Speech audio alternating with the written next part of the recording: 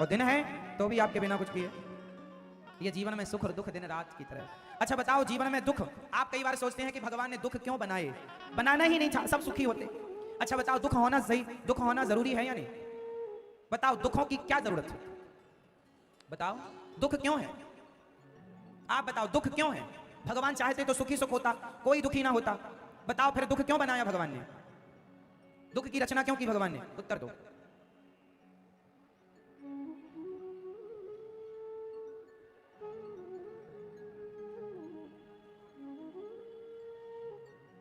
जीवन में दुख ना होता तो सुख की कोई वैल्यू ही ना होती।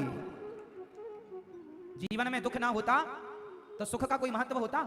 आज सुख के महत्व को लोग इसलिए समझ पाते हैं क्योंकि जीवन में दुख आता, और दुख इसलिए है कि उस दुख में आप भगवान को याद ज्यादा करते हैं। ईश्वर का स्मरण उस समय, दुख में सुमिरन सब करें, सुख में करें ना कोई।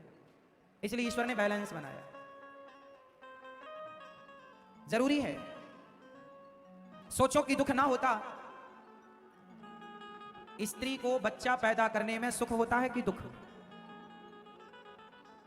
बोल लो। स्त्री को बच्चा पैदा करने में सुख होता है कि दुख?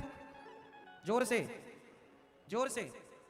दुख होता है। कितना तड़पती है, मछली की तरह छटपटाती है, प्रसव की पीड़ा आप सारी स्त्रियां जानती हैं। अथाह दुख होता है, अपार दुख होता है, लेकिन उस दुख के बाद जब सुख मिलता है पुत्र का, तब वो सुख ज्यादा प्यारा लगता है। सोचो कि आपको प्रसव का दुख ना होता तो शायद तुम्हारे बच्चों से तुम्हारी इतनी ममता ना होती, इतना अटैचमेंट ना होता। क्योंकि आप क्या कहती हैं, बड़े दुख के बाद पाया है इसे। तो दुख के बाद जो चीज मिलती है ना, उसकी वैल्यू होती है, उसकी कीमत होती है। आप 1000 रुपए कमाइए मेहनत करके, और आपको रास्ते में 1000 रुपए पड़े हुए मिल जाएं, तो रास्ते में पड़े हुए 1000 मिल जाएंगे वो, और मेहनत करके जो आपने 1000 कमाया है वो, दोनों में अंतर होगा। हाँ या ना? दुख से मिली चीजों में जो सुख है अथाह है। इसलिए भगवान गोपियों के संग जब रास रचा रहे थे ना, तो रास रचाते रचाते भगवान गोपियों को छोड़कर चले गए, अंतर्धान हो गए, चले गए। गोपियां छटपटाती रहीं, तड़पती रहीं, रोती रहीं, बाद में आ गए। क्यों गए थे? जब आना था तो गए क्यों थे? बोले जाते नहीं तो मिलने की इतनी उत्कंठा जो अब जागी है, वो उत्कंठा तो पहले थी ही नहीं। वियोग के बाद संयोग का जो सुख है वो अलग है। बिछड़ने के बाद मिलने का जो सुख है वो मिलते मिलते का सुख नहीं है। आप अपनी माँ से या आप अपनी पत्नी से रोज मिलते हैं, रोज के मिलने में वो सुख नहीं है। जब आप सालों बाद अपनी पत्नी या अपनी माँ के पास या अपने बच्चों के पास आते हैं, सालों बाद जब आप ड्यूटी पूरी करके अपना काम पूरा करके जब आते हैं अपनी माँ के पास, सालों बाद जब माँ से मिलते हैं, तो वो मिलना, वो बिछड़ने के बाद मिलन है, वो वियोग के बाद संयोग है। आपके बच्चे सालों से आपसे दूर थे, आज आप मिले हैं, तो वियोग के बाद जो संयोग होगा, उस संयोग में जो आनंद है वो अलग आनंद है। हाँ या ना? आप मान रहे हैं इस बात को कि वियोग के बाद संयोग का सुख अधिक होता है? हाँ या ना?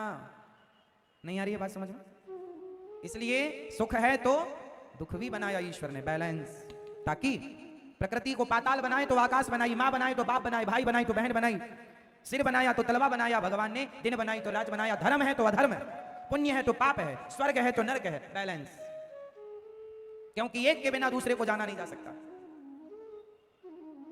स्वर्ग की कीमत तब ज्यादा होती है जब नरक का दर्शन हो जाए। ये नरक है तब स्वर्ग, अरे भैया ये नहीं वो, और डायरेक्ट कोई स्वर्ग जाए और नरक जाए ही ना, अरे स्वर्ग तो स्वर्ग, कोई वैल्यू नहीं होगी, पर उसके बाद वो ज्यादा कीमत होगी। बैलेंस है ईश्वर की। समझ में आ रही है? चलो, गोपियां भगवान कह रहे हैं पति कैसा भी हो, पति अंधा हो, लंगड़ा हो, बहरा हो, तो आप अपने पति की सेवा करती हो? मैया आप सेवा करती हो? किसकी तरह सेवा करती हो? किसकी तरह? भगवान की। आपका पति कौन है? ऑप्शन 4, 5 करोड़ का सवाल पूछ रहा हूं। आपका पति आपके लिए क्या है? देवता है, भगवान है, राक्षस है, या 2 कौड़ी का है? क्या आपका पति आपके लिए क्या है? मैया बताओ, आपका पति आपका क्या?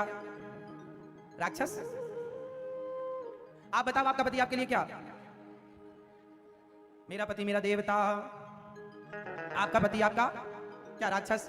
राक्षस है महाराज, 1 नंबर का, उसको देवता कैसे कहें? पति कैसा भी हो, बिन परमेश्वर सूना मंदिर, बिंदिया बिना लीलार सूना, पति बिना संसार। पति के बिना संसार सूना है। पति ही जप है, पति ही तप है, पति ही है करतार। पति से ही पत इस तन की है, पति बिन विपति हजार सूना, पति बिना संसार। नारी के कितने व्रत होते हैं? एक पतिव्रत